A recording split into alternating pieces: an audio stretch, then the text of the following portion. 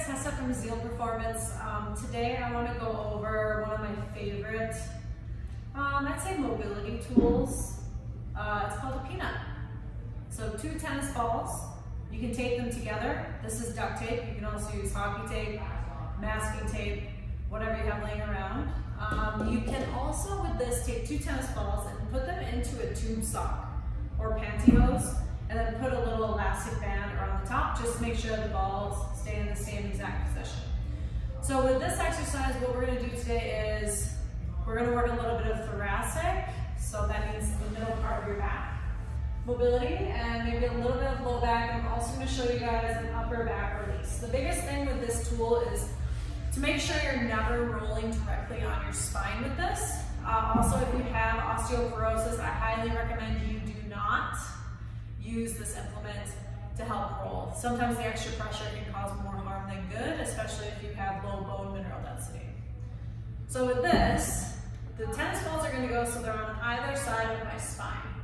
And as long as I'm not putting direct pressure, especially through my neck, onto the peanut, you'll be good to go.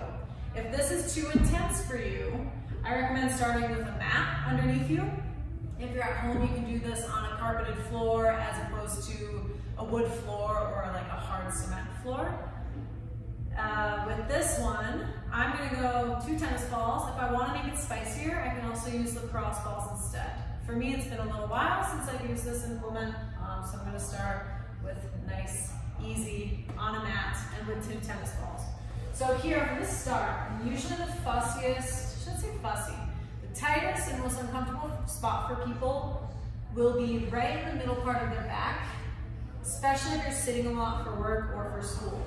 So if I have the bottom line of my sports bra, or exactly the bottom point of where my sternum is, I'm going to start with the peanut there. If you have a history of middle back, so thoracic spine, strains, sprains, start a little bit lower than this. I find the lower on your back you go, the friendlier it is to start. So for me, I'm going to take that peanut, put it right so it's on that line of my sports bra. And I'm just going to lay back. So with this one, you don't have to move.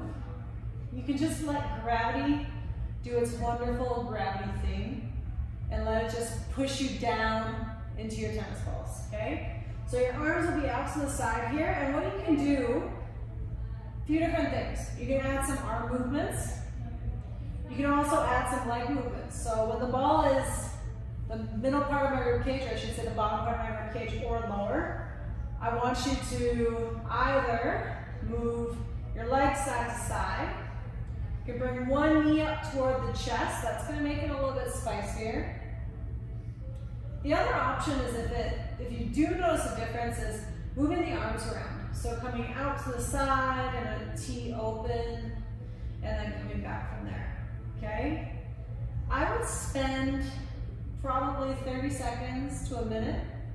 If you feel like you're trying to lay back and you're like, ooh, ooh, ah, ooh, too aggressive, ah, then go up a little bit higher. You have more mobility through this portion of your spine, especially in this exercise. Coming up and letting your rib cage lift up and take some of the pressure off the low back. Okay? The other thing you can do if it's too aggressive is lift your hips up and just kind of gradually unweight through the hips and through the spine onto the ball. Okay? So at this point here, I have like the bottom portion of my rib cage. That's where my peanut is sitting. Okay? To do a little bit of a low back roll, you're going to hug your knee in towards your chest. And you're just going to kind of rock it side to side. As soon as I have my knees towards my chest, what I'm doing is I'm rotating my pelvis back. I'm getting a lot more pressure into the ball this way.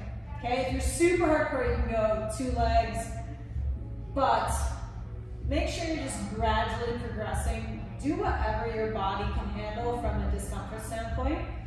And then here, you can take it a little bit lower on the back and do the same thing. Arms out to the side. Do that little leg drop. Another fun twist on this is to cross the ankle over the knee and then bring that knee up. If this is a little bit too far for you to reach, you can also grab a band or strap, put it around the foot, and use that to kind of help lift that foot towards you. Doing a little rock side to side. Say your pain is a little bit higher.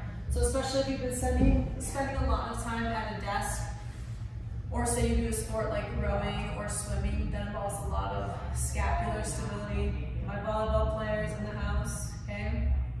This will be a little bit more handy for you going up a little bit higher. The way that our body adapts sometimes to our strength training or to our sport is to get stiff. But the tricky part of that is we want to balance stiffness with strength, and we want to be able to turn on and off the stiffness. But if our body's in this permanently stiff condition, you're not going to get anything from it. It's just going to cause you grief. All it's going to do is limit your upper body mobility or your lower body mobility, and then eventually cause you pain. So I have my peanut a little bit higher than the bottom of my sports bra. Ooh, and this is where it gets a little bit spicier. So hands behind the head. I'm just going to try to open up, drop my shoulder blades down to the ground. Breathe, close your eyes, and you're going to do a little shift side to side where you rock one shoulder down toward the ground, then you rock the other shoulder down to the ground. If that's too much, just come up a little bit higher, and then go back down. Try to open up the chest, open up the elbows, shoulders, squeeze inward on the ball. Don't forget to take deep breaths here, okay? Arms out to the side. This is your T open and close, but what I want you to do is I want you to alternate. One palm up, one palm down. And while you're doing this, you're reaching your fingertips. So you're going to pretend like someone's pulling on your middle finger and extending and reaching your arms out to the side. That's going to help spread through those shoulder blades and get you a little bit more out of this movement. From here, you're going to take your arms up overhead. And you're just going to do a backstroke arm alternating. Exactly the same thing here as with your one palm up, one palm down. Reach, reach, reach through those fingertips. So you're reaching through the fingertips, trying to go as high and as low as you can, while you are also reaching up toward the ceiling. Ooh, this is good stuff. And now I'm going to take the tennis balls a little bit higher. I'm going to show you one more here that's really good. You're going to go into that Y position up overhead. So again, you can kind of rock your body side to side, trying to work through that. A lot of people try to do little rolling. I mean, you can, it's just too much work in my opinion. Just like chill, let gravity do its thing, be a human, just flopping out on the ground.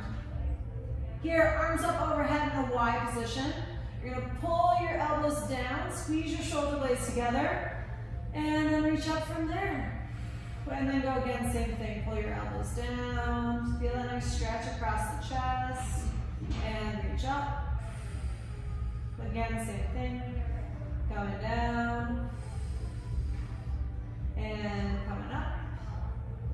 And again, you can do all of these arm movements with the ball in each position, okay? I recommend spending, I don't know, I'd spend 30 seconds at least to a minute, maybe two if it's incredibly uncomfortable in each of these positions. And when you're moving that peanut, you're moving it up and down your spine, just like an inch or so, even less, especially if you have one targeted region that is really screaming at you, okay?